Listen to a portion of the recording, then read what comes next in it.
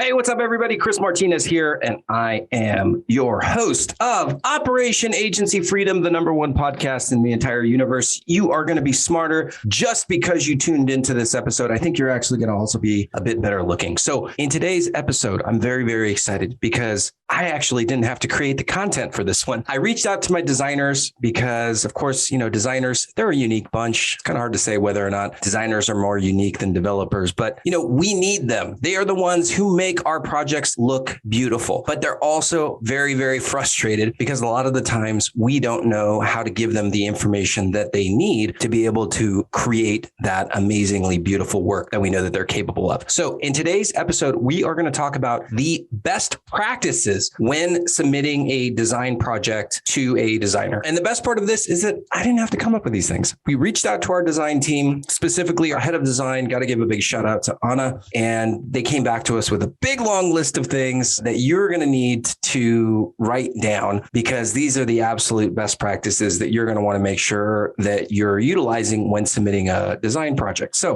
if you have designers and you want them to be able to get things turned around, and if you have designers and you don't want them to get frustrated with you and quit and possibly take you back and cut your head off, then pay attention to this episode. And like all episodes, make sure that you go to the website, dudeagency.io, check out the podcast page for this episode, specifically read the notes or anything that I reference will be on that page. So links and so on and so forth. I'll see if we can also attach the actual checklist or best practice list on that page as well. And then last but not least, make sure that you subscribe because that's the best way that you're going to make sure you get every single episode of Operation Agency Freedom. So with that being said, let's start this episode. Hey, what's up, guys? Thanks for tuning in today. I am a little sweaty. I'm a little hot. I'm a little sniffly. We got all kinds of crazy weather going on here in Tijuana, and it's all hitting me at once. I typically have seasonal allergies. I thought that time period was over, but apparently not. So I apologize for any sniffles that I'm giving you today in this episode, but you're going to want to suffer through my sniffles because we've got some great content today. Got to give a huge shout out to Anna, who's our head of design, as well as I believe one of our pod leaders, Iris, also helped out with that. These two dynamic, amazing designers and leaders in general. And so they came up with a best practice list for submitting your projects. And so I know that a lot of us have struggled with submitting projects to designers, specifically those of us who are not designers by trade. We just don't think the way that they do. We don't have the skills that they do. And yet we know that we need them because they are the ones who make our projects beautiful. So I'm going to basically go down through the list of these best practices. Make sure that you're taking notes because, these best practices are coming straight from the horse's mouth, so to speak. Like this is exactly the tips that you need because they came from designers. So let's start off with number one. And this is kind of a no-brainer, right? Number one is you got to determine the type of project that it is. So is it a mock-up? Is it an ebook? Is it some sort of fillable or interactive PDF? Is it a social media banner? What social media platforms is this going on? Is this an ad graphic? Is it a slide deck? Is it a slide deck for a presentation that you're doing? Or is it a slide deck for a sales presentation? Is it an infographic? You literally need to say what type of project it is because a great designer is going to be able to understand what the use of the design asset is for, and then they can tailor the project to the use that you're having this created for. So that's step one. Seems very simple. I can tell you, you'd be surprised as to how many people don't realize that they need to say like, hey, this is for this. So like I can think of like when we build out funnels for agencies, we ask them, what type of funnel is this? Is it a landing page funnel or is it a like opt-in funnel? Is it a webinar funnel? Like all that information helps so that we can understand what's the outcome that we're looking to accomplish. So same with design. Second thing, you want to make sure that you get as much info for your project together at the beginning, right? You don't want to be dripping stuff to the designer over time because that's going to completely waste their time. Your projects are going to get done slower and you're typically going to be unhappy with the end result. So things that you absolutely need to gather before you send over your project to to the designer are logos. So for example, if you're going to include a logo in a website mockup, make sure that you have that. Images. So you need to be very clear on the images that you're using. If it's a designer that you have worked with many, many times in the past and they kind of understand your style, and especially if you're niched, and so they know the type of images that need to be used, then you probably don't need to be as descriptive in the images that you need. But especially if you're working with a new designer, you want to provide the images at the beginning. You don't want to say, hey, go and be creative. Like every time you say go and be creative, a designer jumps off a bridge. So don't do that. Save the designers. You want to give those images to the designer ahead of time. Also colors. So it can be as simple as use the same colors that are on the website. It can be that simple. That's typically what I do. Like when I have them create stuff for Dude, I say, use the same color palette as Dude. Like use the Dude color palette. Typography and fonts, it's another thing, so like make sure that you specify what type of typography that you want. Again, what I do is I usually say, hey, same fonts as this website. Very, very simple, but you want to spell that out. Don't assume that everybody knows what you want, and don't say just be creative, because 9 times out of 10, you actually have a vision. You're just too lazy to write it down. And so then when it comes back, you're not going to like it. We're going to have to make a revision. You're going to be upset. Clients are going to be upset. So take the extra 5 seconds and outline what type of typography you want. The other thing that you want to list out is like other social media sites that they use. So if we're going to be referencing social media, or if it's a project specifically for social media, and you kind of have a specific style, put that information in the request so that the designer can go and look at all of those things. And make sure that you have all of these things in place before you submit the design. I want to say this again, because if you start dripping this stuff over to the designer and they've already started on the project, chances are there's some aspect of that project that's going to have to be scrapped, and then they're going to have to start over, and you've wasted everybody's time and you've pissed off your designer. So just take a pause. Don't feel like you have to rush this over before it's actually ready. Gather all of your information into one document, one email, one ticket, however you're sending it over, and then send it over complete so that the designer can actually start the work and not waste any time. Next thing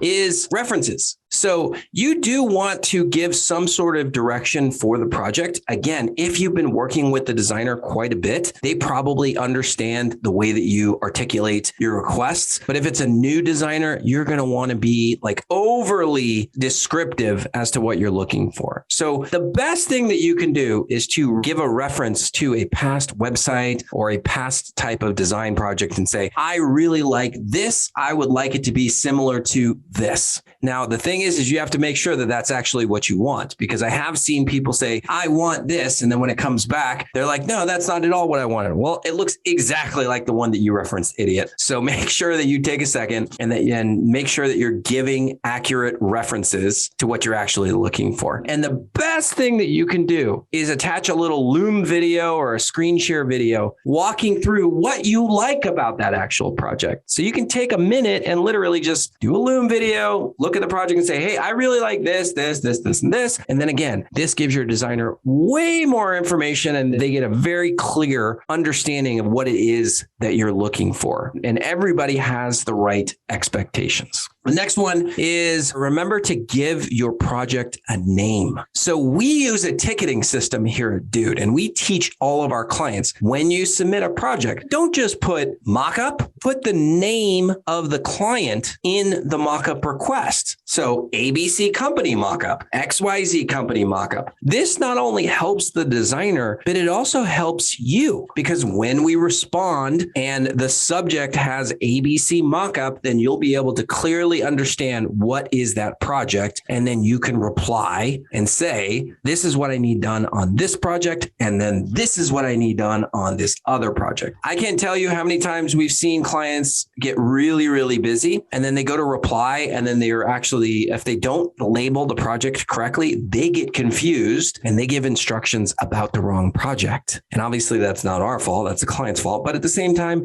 we want everything to go smoothly. So a very, very simple best practice is just include the name of the company that you're working on or working for in the name of the project type. So if it's a website build, put the company name in that with website build. If it's a social media graphic, put the name of the company with, Facebook ad graphics in the topic. Very, very simple. Then when you're submitting the requests as well, make sure that you have like the Google Drive or the Dropbox or any type of shareable link. Make sure that that's public so that everybody can get access to that. It's very, very frustrating for everybody. And that is like one of the biggest wastes of time is when you share a folder with all the assets and then we can't actually access that. And let me just break it down as to how much time that actually wastes. So you submit a project to your project manager, and this doesn't have to be a dude project manager. It can be anybody, but you submit a project to a project manager. They receive it. They look it over. Okay, cool. Everything looks good. They send it over to the designer. The designer has blocked out hours on their calendar to try and work on your stuff. They go and access the folder. They open it up.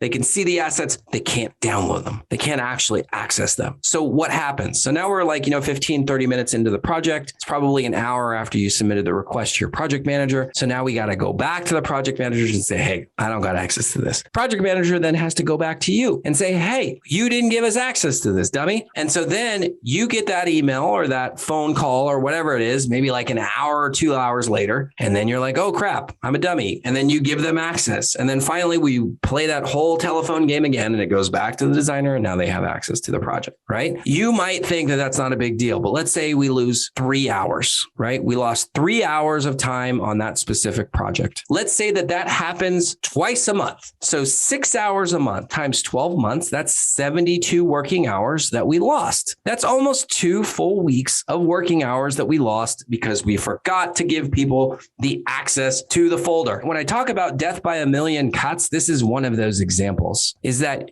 little double check that you could have made. Hey, let me check to make sure that the Google Drive folder share is said open to anybody or access to like these specific people. Let me just double check that. It takes you 5 seconds to do that. But instead of doing that, you're not checking it and now you're losing 72 hours a year. What makes more sense? Checking to make sure that the folder is shareable and accessible or wasting 72 hours a year? That's a rhetorical question. Obviously, creating a process where you check to make sure that everybody has access is a lot more effective. And even, like maybe you're saying, Chris, it's not going to waste 3 hours of time. Maybe it's going to take an hour, right? So even if it's an hour, 1 hour twice a month, that's 24 hours a year. That's a half of a week of production time that you lost because you didn't take 5 seconds to look and make sure that that folder was accessible. It goes the same with like passwords too. Like whenever you want somebody to update a website, like just double check to make sure that you have the right password. It makes your life so much easier. This is what creates massive bottlenecks in the projects because not only is the team member not able to start on that project, but they're not able to start on other projects because they're waiting on you. So it's like a double whammy there. Like they can't start on other clients' projects and they can't start on yours. They're just kind of sitting there wasting time, twiddling their thumbs. All right. Next thing is on first drafts. So let's say a designer creates something. They've worked their butt off to deliver this amazingly beautiful mock-up,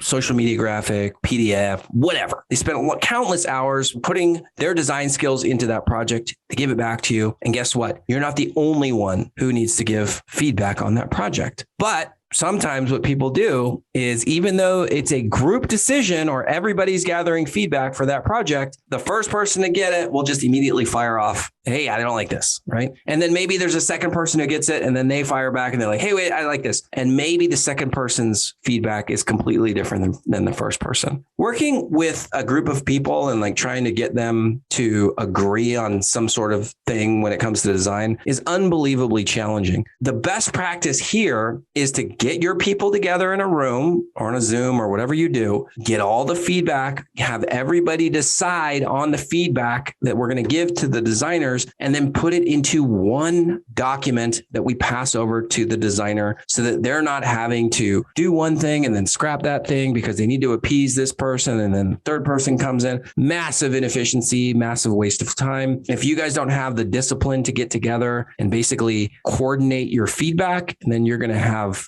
an insane amount of revisions and wasted time. And a lot of times your designer is going to get pissed off and then they're going to quit. So if you really need to, like, jump on a call with the designer where everybody is there and you guys can walk through something, or you can create a screen share video and send that back over to the designer as well. So those are like the biggest tips. Basically, guys, just like take a second, collect yourselves, make sure that you're sending over all the instructions at once, make sure that everybody has access to everything, because ultimately you don't lose money on the first drafts as an agency. You lose money on the revisions. So you want to do everything humanly possible to reduce the number of revisions. And more specifically, you want to make sure that you're not making these tiny 5-second, 1-minute mistakes that could end up creating a 3-hour inefficiency, like I explained with the access to that shareable folder. I guarantee you, there is at least one little thing that you guys are doing right now that ultimately snowballs and is costing you anywhere from 30 to 40 hours of production time a year. It's costing you that. It's not all at once, but if you add it all up over the course of a year, you are losing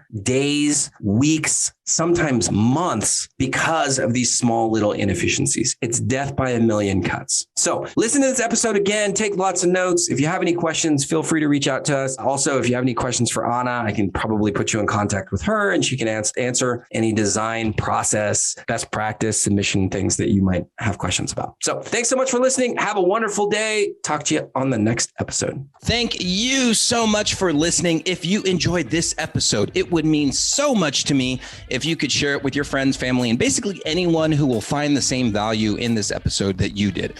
And to get the latest from me, then let's definitely connect on social media. You can go to Facebook, facebook.com/Dude Agency, or Instagram @dudeagency.io, or you can check us out on YouTube on our YouTube channel. And then, of course, you can always visit our website at dudeagency.io, where you can see all of our other episodes of Operation Agency Freedom. You can also register for any live trainings that we have going on how to run a highly profitable agency. And of course, you can see how we help digital agencies with the people, the processes, and the education so that they can take on more projects and scale profitably. Thanks again, and I will see you next time.